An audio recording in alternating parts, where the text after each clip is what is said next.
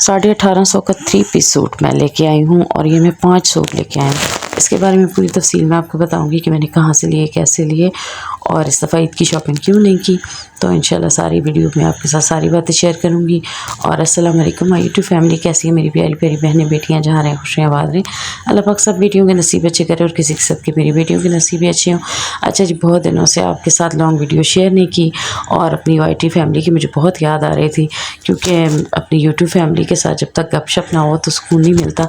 बस इन दिनों मसरूफियत कुछ ऐसी है कि रमज़ान है और रमज़ान में मेरी छोटी सी बेटी भी है, छोटी सी गुड़िया भी है। सहरी के वक्त उठती हूँ तो वो भी साथ उठ जाती है, कोई वीडियो नहीं बनाने देती। साथ उसकी बहनें उठ जाती हैं, यानी कि मेरी बड़ी बेटी हैं, वो अपनी बहन को उठा के रखती हैं, तब मैं उनके लिए सहरी बनाती हूँ। इसी तरह फिर सहरी के बाद नमाज़ पढ़ के, कुरान पाक पढ़ के और फिर मैं जो है ना सो जाती हूँ। और तकरीबन 10 बजे हम लोग उठती हैं, सारी मेरी बेटियाँ भी और मैं भी। और 10 बजे उठने के बाद हम, क्योंकि मेरी 3 बड़ी बेटियां हैं और एक मैं, 4 हो गई, तो हमारा छोटा सा ही अंदर से घर है, 2 कमरे हैं और हॉल है एक। तो हम लोग एक एक काम बांट लेती हैं, यानी कि मैं किचन का काम अगर मैं करूं तो मेरी बेटी जो है, एक बेटी मेरी बाहर का काम कर देती है, एक इस्त्री कर देती है और एक कमरों की सफाइयाँ कर देती है। तो इस तरह हम लोगों ने काम आपस में बांटे हुए होते हैं। आजकल बेटियों को छुट्टियाँ हैं और यूनिवर्सिटी से भी छुट्टियाँ हैं, क्योंकि पेट्रोल महंगा हो गया है, तो इस वजह से सिर्फ एक मेरा बेटा जा रहा है स्कूल में, वो भी बलकसर स्कूल है यहाँ पे, वहाँ पे जाता है। तो उसकी जो है ना मैट्रिक के 10th क्लास के पेपर होने, उसको कोई छुट्टी नहीं होती, वो जाता है। और बाकी बच्चों को छुट्टी हैं, तो इसलिए हम लोग जो है ना काम फिर जल्दी से 1-2 घंटों में हम लोग काम ख़त्म कर देती हैं। 10 बजे उठने के बाद 2 घंटे लगते हैं, 12 बजे तक हमारा काम ख़त्म हो जाता है। और फिर वही मेरी बेटियाँ अपनी स्टडी शुरू हो जाती हैं, अपनी पढ़ाई में लग जाती हैं और मैं जो है थोड़ी देर अपनी छोटी को टाइम देती हूँ, या फिर अम्मी के घर का जो है चक्कर लगा के आना होता है। यहाँ पे गाँव में एक तो ये भी रिवाज है कि अगर क्योंकि नई नवेली भाभी लाई हूँ तो वो भी जो है ना फिर मेरे बगैर बोर हो जाती है और मैं ख़ुद बोर हो जाती हूँ। और भाभीयों के साथ माशाल्लाह मेरी बहुत अच्छी दोस्ती है, तो इसलिए जो है ना फिर मैं एक आधा चक्कर वहाँ का लगाती हूँ। अगर ना भी लगाऊँ तो घर का कोई ना कोई ऐसा काम निकल आता है। और ये वीक तो पूरा घर की सफाइयों में जा रहा है, रोज़ाना कुछ ना कुछ जो है ना वो साफ़ करना होता है, क्योंकि ईद आ रही है इस वजह से। तो अच्छा, यहाँ पर ये जो मैं आपको कपड़े दिखा रही हूँ ना, सूट दिखा रही हूँ, ये जनाब जी लगी हुई थी चकवाल में ना, सेल लगी हुई थी। जुम्मे वाले दिन सेल लगती है और ये 1850 रुपये का 3 पीस सूट मिल रहा था। तो गर्मियों में जो है ना आम पहनने वाले जितने भी सूट होते हैं ना, वो भी तकरीबन 3500, 3000 या फिर 4000 का मिल रहा होता है। और वो जब हम लोग 4 या 5000 का सूट ले लेती हैं, चाहे ऐसा प्रिंटेड ही लें, तो उसको फिर घर में पहनने को भी जो है ना दिल नहीं करता कि इतना महंगा है, चलो कहीं और कहीं जाना हुआ तो पहन के जाएंगे। तो इस सेल का जब मैंने सुना ना कि ये सेल लगी हुई है, टिकटॉक पे मैंने ना, ये चकवाल में दुकान है शेख आंधी हट्टी, तो वहाँ पे सेल का मैंने सुना। तो मेरा ये भाई जो है ना, छोटा भाई यहीं पे था तब, अभी तो वो वापस कोरिया जा चुका है।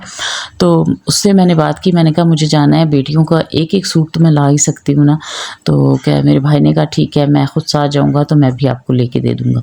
फिर मैं अपने भाई के साथ गई हूँ, तो वहाँ पर मेरे इरादे तो थे कुछ ज़्यादा ही सूट लेने के, लेकिन जब वहाँ पहुँची हूँ तो इतना रश, इतना आवाम का रश था। और दूसरी जो ये थी चीज़ मुझे वहाँ पे लगी, क्योंकि हर बंदे गुर्बत का मारा हुआ, किसको 3 पीस सूट लॉन का जो है वो 1850 रुपये में किसको बुरा लगता है। सब की यही ख्वाहिश होती है कि चलो घर में आम पहने के तो काम आएगा ही ना।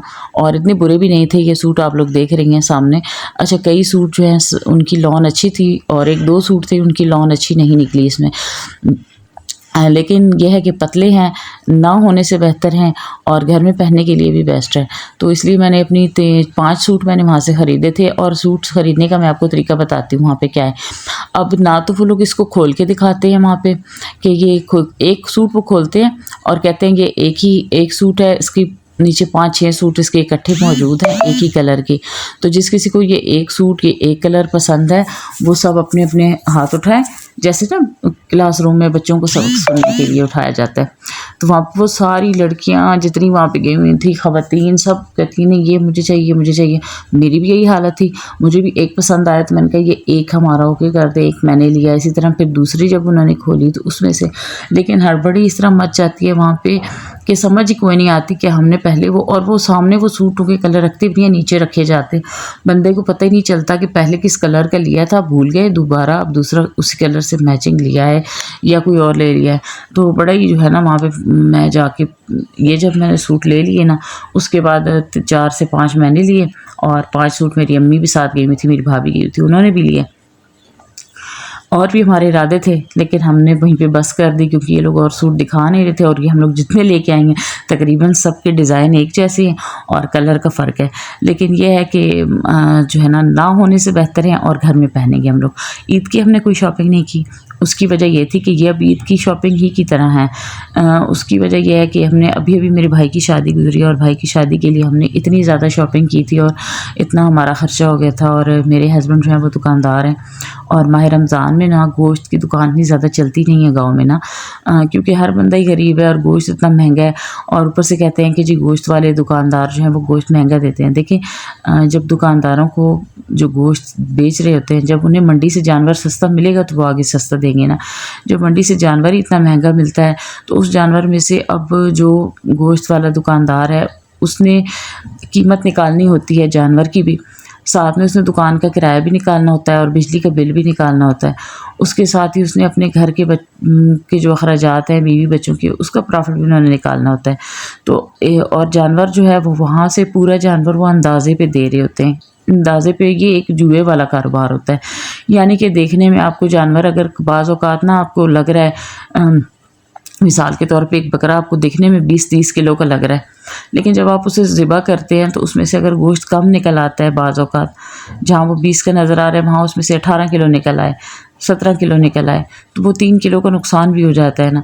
तो इस वजह से फिर गोश्त जो है ये दुकानदार थोड़ा जब महंगा देते हैं ताकि उन्हें भी कोई फ़ायदा हो, तो उस पर भी लोग शोर मचाते हैं। तो और शोर मचाने की वजह से क्या होता है कि फिर घर के हालात अच्छे नहीं रहते। हमारा माह रमज़ान का महीना जो है ना, इसमें बहुत कम दुकानदारी होती है।